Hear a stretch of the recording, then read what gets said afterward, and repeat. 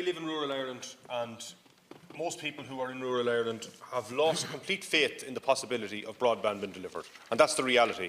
Now, that isn't to say that a lot of people don't have some service. They have a service usually coming from a pylon somewhere or something like that that is grand during the day, and when the evening comes and children start doing their homework and goes on, the next thing is it goes down to nothing. And that's the experience of most people, and they have come to expect nothing better.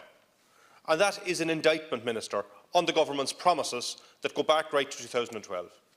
Now, I was speaking to a man there recently who's in County Sligo, who has a small business in a rural area, not isolated at all, but along a main road, and he has been pleading for 5 years to get broadband, because it would make a huge difference to his potential to employ more people in the business he's in. And he says he was just as well trying to look for bin Laden as to look for somebody in Ayr or some of these places to come back to him. It's just impossible. Nobody comes back, nobody tells you anything, it's just a complete blank. And the frustration of people like that, who are the very people that the government tell us that they want to help, who are to get up in the morning and work hard and create employment and do stuff. These people are being let down across the length and breadth of rural Ireland. And the reason they're being let down is because there was a choice, and the choice was between will the market provide for it, or will the state accept it has a responsibility to provide services to its people. And you chose the market to provide for it. And that choice goes right back to 1999 when Eircom was sold. And at the time when Eircom was sold, I remember the very reason we were told was because the investment was needed to provide broadband. Broadband was going to be needed, and the government couldn't do it. We were going to have to get the big investors in, and everything was going to be great. What happened? It's a total mess.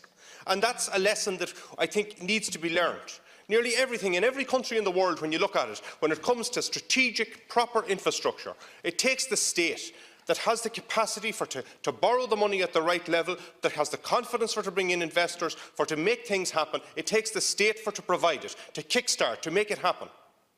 And, Minister, on this occasion, the state is failing. And that needs to be recognised. This is a failure.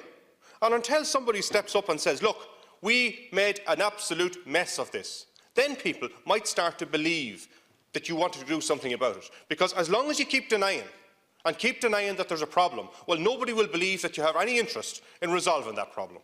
So at this stage, Minister, and I look at my own county in County Leitrim, where I think there's just over 22,000 households, and less than 11,000 of them will be provided for by Ayr and by the other companies, and the rest of them will be left to the state to provide for them.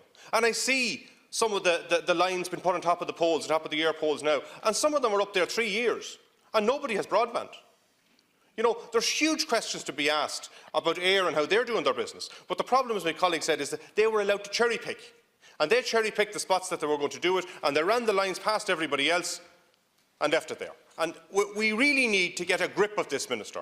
It's time for the government to step up to the mark and stand up here tonight and admit this has been a total cock-up from start to finish, and we're going to go back to the drawing board.